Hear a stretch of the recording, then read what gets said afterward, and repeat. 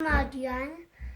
So I made this plane by myself. So I used the book to do it, and my dad would help me with, and he cut the paper with his own knife. Also,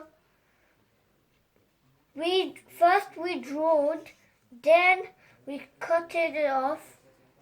Also, then we super glued it, and then we designed it a bit for making it good. Also, first step, you need all those equipment: glue, scissors or personal knife. Also, first you need to pencil and ruler. Need to draw. Then you need first draw this. Then also the part wings. Then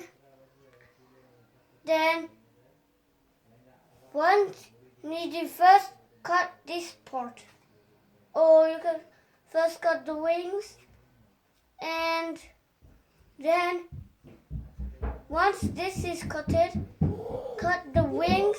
Then now the wings are cutted. Now all you have to do is glue it,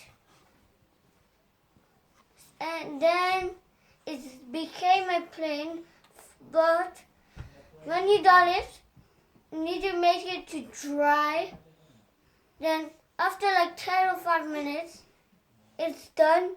Then this is how to make it. Bye guys. Now we